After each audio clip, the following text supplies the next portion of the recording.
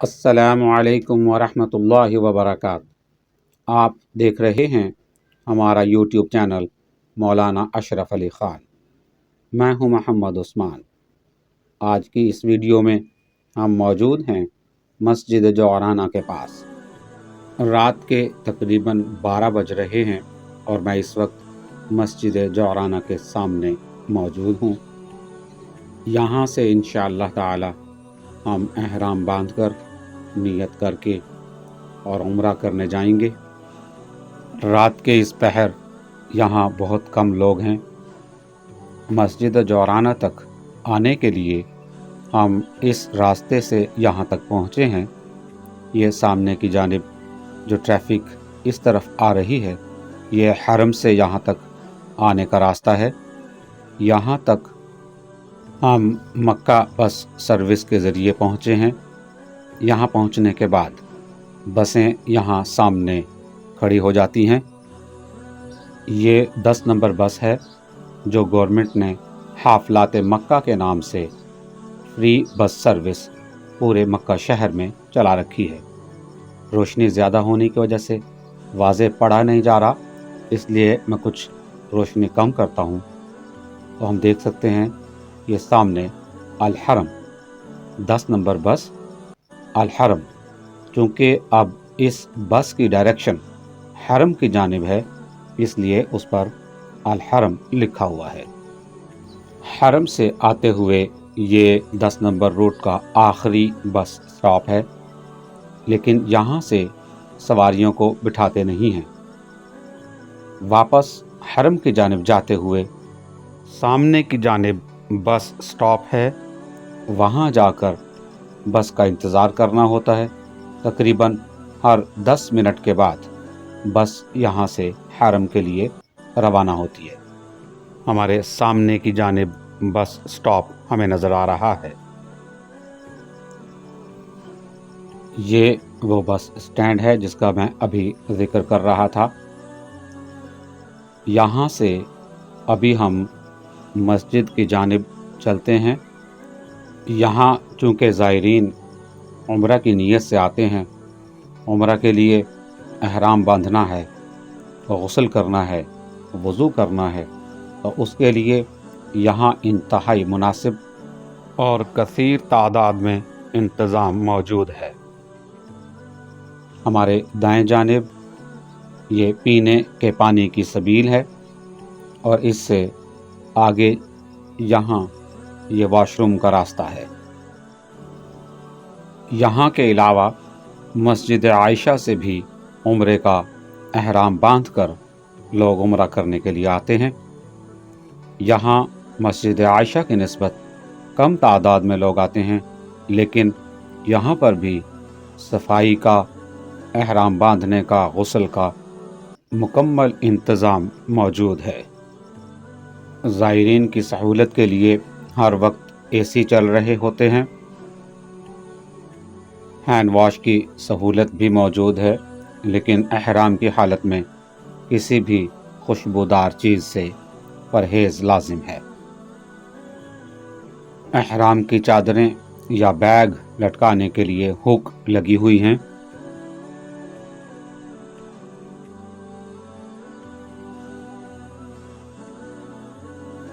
मस्जिद के अंदरूनी हाल में दाखिल होने के लिए दोनों जानिब दरवाज़े या गेट लगे हुए हैं। यहाँ से सामने की जानिब औरतों के वॉशरूम का इंतज़ाम है। अब हम यहाँ से मस्जिद के अंदरूनी हाल की जानिब चलते हैं और मस्जिद के अंदर का मंज़र आपको दिखाते हैं।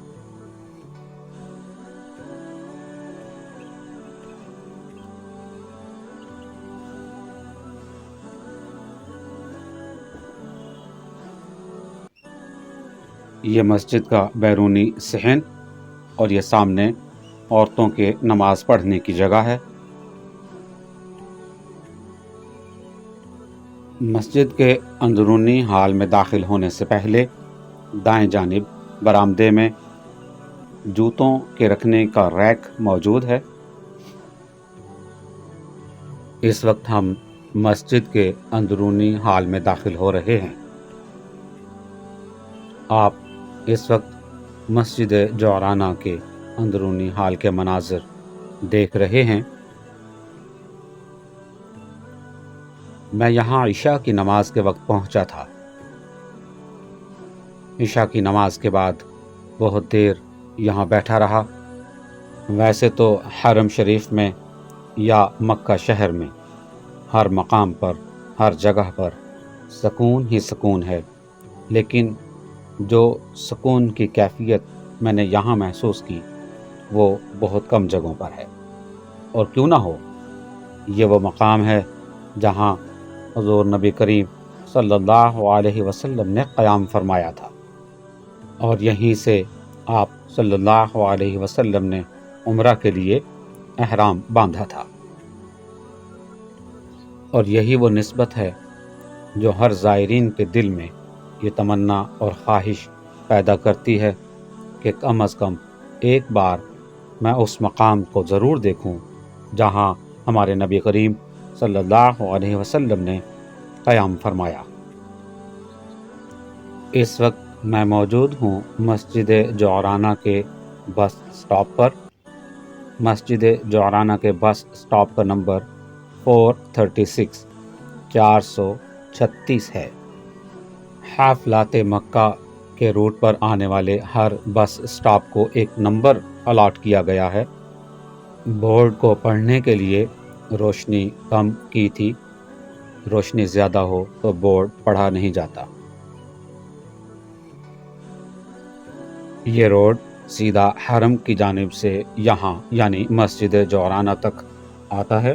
یہ راستہ، یہ جو ٹریفک اس طرف آ رہی ہے، یہ ٹریفک حرم کی جانب سے مسجد جعرانہ تک آتی ہے، اور اس جگہ سے یو ٹرن لینے کے بعد بس اپنے اسٹینڈ پر رکتی ہے۔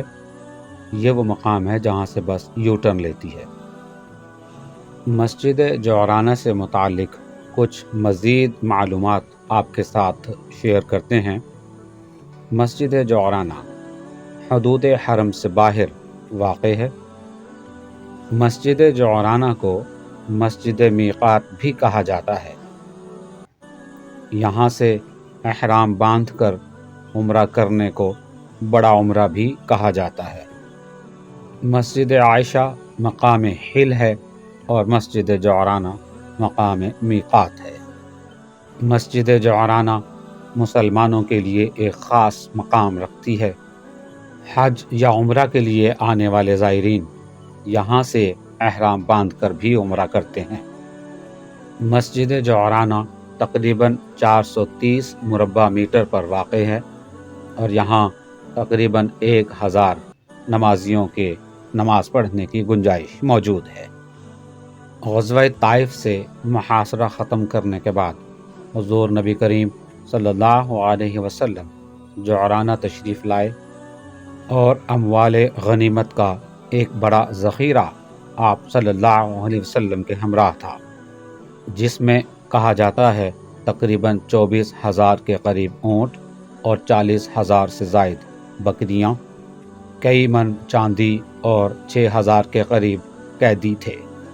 آپ صلی اللہ علیہ وسلم نے کچھ روز یہاں قیام فرمایا اور مال غنیمت تقسیم فرمایا، اور آپ صلی اللہ علیہ وسلم نے اس بات کا بھی انتظار فرمایا کہ جن لوگوں کو شکست ہوئی ہے شاید وہ تائب ہو جائیں اور انہیں ان کا مال غنیمت واپس لوٹا دیا جائے۔